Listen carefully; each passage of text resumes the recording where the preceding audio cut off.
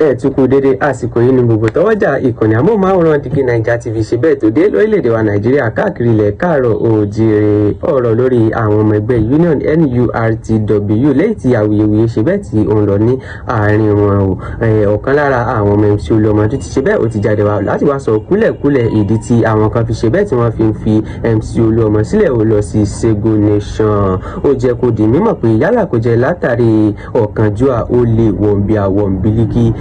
nǹkan tí mo jẹ náà báyìí òun ni mo mọ̀ tàbí kó jẹ́ wípé Tafa Sego gẹ́gẹ́ bí alága union ní ìpínlẹ̀ Èkó ti ṣe bẹ́ẹ̀ ó ti ń lo agbára lé wọn lórí òbí ó ti ṣe yọ wọn kúrò ní ipò tí ó sì sọ fún wọn wípé ẹnikẹ́ni tó bá fẹ́ ipò rẹ̀ padà ó ní láti kúrò lẹ́yìn MC Oluomo kó wá ṣe Sego Nation rí pé ọ̀rọ̀ ń ṣe bẹ́ẹ̀ ó ṣe kí ni ògbẹ̀nù tán ó pàkàṣọ ó lè kínka bẹ́ẹ̀ ó tún ṣe bẹ́ẹ̀ ó mẹ́nuba ọ̀kan lára gbòógì lára wọn ògbóǹtarìgì eléré orí ìtàgé ilẹ̀ wa ni Igwe Ọláìyá ṣùgbọ́n ká tó mọ mẹ́nuba ọ̀rọ̀ lórí òun ẹ jẹ́ ká wá nǹkan fìdílé tàbí ká fìdílé nǹkan kẹjẹ ká kọ́kọ́ jọ wò fọ́nrán òun ká gbọ́ àlàyé ọ̀rọ̀ náà lẹ́kùnrẹ́rẹ́. ẹ káàárọ̀ ẹ káàsán ẹ kálẹ́ ẹ̀yin tèmi alálùbáríkà ẹ̀yin tèmi tó jẹ́ pé mi ò ní gbọ́kùn yín ẹ̀yin tèmi tó jẹ́ pé kó òjijì ò ní wọlé tọ̀yìn wá tọmọtọmọ tẹbítẹbí tara yín ẹ jọ̀ọ́ ẹ bá mi bó fídíò yìí bẹ́ẹ̀ ṣe máa bá mi ṣe ẹ bá mi share fídíò yìí ẹ bá mi share fídíò yìí kó kọ àwọn èèyàn lára ẹ bá mi share fídíò yìí very vital information ni mo fẹ́ filẹ̀ yìí ẹ̀yin tẹ́ ń pè mí láti diaspora ẹ̀yin tẹ́ ń pè mí káàkiri ẹ̀ tàkà kí ló ṣẹlẹ̀ eléyìí fi Alhaji Oluomo Akínsọ́yà lẹ̀ tọ̀hún jáde pé ò bá Oluomo Akínsọ́yà ṣe pé bẹ́ẹ̀ kíní bẹ́ẹ̀ ni ó lè rí bẹ́ẹ̀ ṣùgbọ́n jẹ́ kí wá sọ àṣírí kan fún yín ṣe rí anybody tó bá fi Alhaji Oluomo Akínsọ́yà lẹ̀ torí nǹkan méjì ni àkọ́kọ́ ń bẹ̀ enítọ̀hún yẹn èèyàn tó jẹ́ pé olè ojúkòkòrò ọ̀kánjúà ó wà lójú ẹ̀ ṣé ń gbọ́ olè ọ̀kánjúà ojúkòkòrò àìnítẹ́lọ́rùn ó wà lójú ẹ̀ òun lè fi máa rí pé ó máa jáde pé òun fi Alhaji Oluomo sílẹ̀ àìlè ní ìrọ̀jú ẹlẹ́ẹ̀kejì ń bẹ̀ ni pé it is either kó jẹ́ pé Alhaji Mustapha Sego wọ́n mandate ẹ̀fẹ́ nìyẹn àbí wọ́n báwo ni mo ṣe fẹ́ put ẹ̀ just like bẹ́yà àbí àwọn branch chairman kan sí bẹ́yà torí iṣẹ́ wọn àbí nǹkankan Sego dìdì jáde fún wọn pé wá the only condition tí mo ṣe lè fún ẹ níṣẹ́ ẹ padà ni pé máa bọ̀ wá Sego Nation the only condition tí mo ṣe lè ṣe lè fún ẹ ni pé àfi tó bá wá Sego Nation torí ìdí méjì yẹn lẹ ṣe lè rí pé anybody fi Alhaji Oluomo Akínsọ́yà lẹ̀ ṣé wá rí ẹ̀yin èèyàn mi ẹ jẹ́ kí n sọ fún yín ní kinní kan ilé ayé yìí téèyàn bá ti wà tí ò bá ti cut kó tẹ̀ according to his size tí èèyàn ò bá ti wò pé òkè bí mo ṣe tó leléyìí jẹ́ kí n mọ bí màá ṣe manage ara mi nígbà tí èèyàn tó jẹ́ pé kò tí tó fẹ́ yàwó kan ẹ máa rí ó ń fẹ́ yàwó méjì ó ń fẹ́ yàwó mẹ́ta ó ń fẹ́ yàwó mẹ́rin báwo ló ṣe fẹ́ maintain wọn báwo ló ṣe fẹ́ ṣe nínú ìyàwó yìí náà dẹ̀kẹ̀rẹ̀ èèyàn pupa lè wà bẹ́ẹ̀ kó tó ra cream kó tó ní òun tọ́jú ara kó tó ní pé òun fi owó oúnjẹ lẹ̀ sílé kó tó ní pé òun ṣe gbogbo eléyìí kò sí bí wàá ṣe máa ṣe gbogbo eléyìí àwa rí pé bẹ́yà gbogbo yàfùnyàfùn tẹ́ ẹ̀ rí jẹ lọ́dọ̀ Alhaji Oluomo Akínsọ́yà tẹ́ ẹ̀ rí jẹ bẹ́yà ẹ̀ rí gbogbo yàfùnyàfùn yẹn jẹ mọ́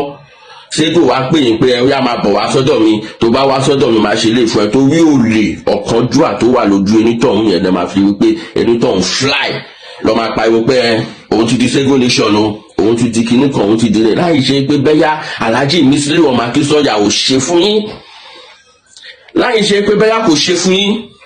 ẹ wo Ọláyà Igwe for instance nísìn tá bá ń sọ̀rọ̀ Ọláyà Igwe mọ́tò méjì ni MC Oluomo fún Ọláyà Igwe wọ́n fọ́kọ́ fún wọn ní Lexus lẹ́yìn Lexus ẹ̀ wọ́n gba Formatic GLK tó worth millions of naira as per ìgbà tí wọ́n fún wọn ní mọ́tò yẹn I think the value of that jeep was like 10 million naira tí wọ́n fún wọn ṣé kí Ọláyà Igwe yẹn Ọláyà Igwe yẹn sì wá máa jáde máa ní pé Alhaji Oluomo Akínsọ́yà ò dá Alhaji kìíní kan ò dá gbogbo èyí tẹ́ ti ń jẹ látẹ̀yìn nǹkan mọ́tò tá a dẹ̀ ń sọ yìí GLK tẹ́ ń lò yìí fún ara yín lẹ́ fi mọ́tò yẹn l'accident lẹ́ lọ́ fi kọlu fence tẹ́ kọlu gan MC Oluomo owó ara rẹ̀ ló tún fi ṣe fence yẹn owó ara rẹ̀ ló fi ṣe fence yẹn then kí wá ní Oluomo Akínsọ́yà ṣe fún yín kí ní ẹ̀ṣẹ̀ tó ṣẹ̀yìn tẹ́ fi borúkọ ẹ̀ jẹ́ kiri ṣùgbọ́n mo mọ̀ pé ọlá ata epo ẹ̀tẹ́ jẹ́ ó máa bí gbogbo yín, ata epo mísílù tẹ́ jẹ́ ó máa bí gbogbo yín. Òun ló tún wá dífá fún ọ̀rọ̀ Saheed Arise bàbá kúkúrú lọ́jọ́ kìíní àná. Mi ò fẹ́ dárúkọ ẹni tó mú wá láti Ìbàdàn ló ti mú wá. MC Oluomo fún ẹ níṣẹ́, òun ṣiṣẹ́, òun gbowó tí òun ṣòwò kékeré. Bẹ́ẹ̀ dẹ̀kẹ̀rẹ́ àwọn influencer èèyàn tó mọ̀ lẹ́yìn Mísílù ọmọ Akínsọ́yà kò ń ṣe kékeré. Àìmọye gathering tá ti lọ tó jẹ́ pé pounds dollar ló máa ń fún ẹ, wọ́n máa ń fún wo condition ẹ̀ báyìí fi fún ẹ lówó tó máa fi fún ẹ ló. Wọ́n lè má fún gbogbo àwọn tá tẹ̀lé Àyìndé lẹ́yìn, ṣùgbọ́n kò sí èèyàn tó máa rí ẹ tí ò ní sọ pé òun fẹ́ fún ẹ ní owó pẹ̀lú gbogbo nǹkan tí Àyìndé ṣe fún ẹ. Ó wá jáde ń sìn Àyìndé ò da, Àyìndé ò ṣe, ṣé nítorí àtijẹ àti mu yìí náà, ṣé nítorí àtijẹ àti mu yìí. Kò sí wàhálà ọ̀dọ̀ Sego tẹ wá lọ báyìí ń sìn àfọwọ́lẹ́rán à ń wò. Ṣùgbọ́n èmi mọ̀ yìí pé kò sí náwó náà láyé yìí tó lè náwó bí Alhaji Mísílù ọmọ Akínsọ́yà àdìgbò bó ṣe máa ń ṣe, ìwé bó ṣe máa ń ná owó. Ojú àánú ẹ̀dẹ̀ ló kó dé gbogbo nǹkan tó ń ṣẹlẹ̀ yìí. Ojú àánú ẹ̀ òun ló kó dé gbogbo nǹkan tó ń ṣẹlẹ̀ yìí. Torí téèyàn bá ní ojú àánú dé level tó jẹ́ pé kò wò pé owó kan lòun lè fún ẹ, nǹkan báyìí lòun lè ṣe fún ẹ, tẹwà abuse ẹ ní ọjọ́ òní yìí, ó kù ìyókù Ọlọ́run. Ẹlẹ́ẹ̀kejì ń bẹ mi ò fẹ́ kí fídíò yìí gùn jù, bẹ́ẹ̀ máa ṣe part 2. Gbogbo àwọn ẹni tó jẹ́ pé Alhaji Mustapha Sego tí wọ́n mandate tí wọ́n ń gbé condition àwọn branch chairman lóríṣiríṣi pé okay to the extent pé Sego ń declare pé anybody tó bá ń ṣiṣẹ́ national union ò gbọ́dọ̀ dé ọ̀dọ̀ Alhaji Mísílù ọmọ Akínsọ́yà mọ́. Ẹ watch ẹ for part 2. tó ọ̀rọ̀ náà lẹ ṣe bẹ́ẹ̀ lẹ ti gbọ́ abẹ́rẹ́ pé ó lágbára ọ̀rọ̀ àwọn ọmọ ẹgbẹ́ union yìí Nurtw ìjà lónìí ìjà lọ́la awuyewuye ní gbogbo ìgbà. abẹ́wárí ẹjọ́ kí ló ṣe bẹ́ẹ̀ kí ló kan àgbà òṣèré ni bàbá Ọláìyá Igwe nínú ọ̀rọ̀ tí òṣèbẹ́ tó wà nílẹ̀ yìí, àbí irú ìbáṣepọ̀ ó gan lẹ́yìn lérò pé ó wà láàrin òun àti MC Oluomo tó ṣokùnfà bí wọ́n ti ṣe ń ra mọ́tò fúnra wọn lẹ́ẹ̀kínní lẹ́ẹ̀kejì léyìí tí arákùnrin ṣe bẹ́ẹ̀ tó fi léde nínú fọ́nrán yìí. àti pé ṣé àwọn wọ̀nbílíkì àwọn wọ̀nbíà àwọn ohun tí mo jẹ báyìí òun náà ni mo mọ̀ ní MC Oluomo ṣe bẹ́ẹ̀ ló kó rọra ní sáà tiẹ̀ ni lẹ́yìn tó fi jẹ́ pé gbogbo wọn ṣe kí ni wọ́n yọ̀sẹ̀ lẹ́kọ̀ọ̀kan láti lọ mọ́ darapọ̀ mọ́ ẹgbẹ́ Sego Nation. àbíṣẹ́yìn náà tún lérò pé ó yẹ kí ìjọba wa ṣe kí ni kan wá bá wa dá sí gbogbo awuyewuye tó ń lọ nílẹ̀ yìí, pàápàá jùlọ kan wá ṣe àmójútó lórí bí owó ti ṣe ń jáde tó ti ṣe wọlé láàrin àwọn ọmọ ẹgbẹ́ union káàkiri orílẹ̀-èdè Nàìjíríà, nítorí gbogbo owó ọ̀hún kí àkọsílẹ̀ sì wà fún alága tó bá wà lórí ipò, àkọsílẹ̀ tó dájú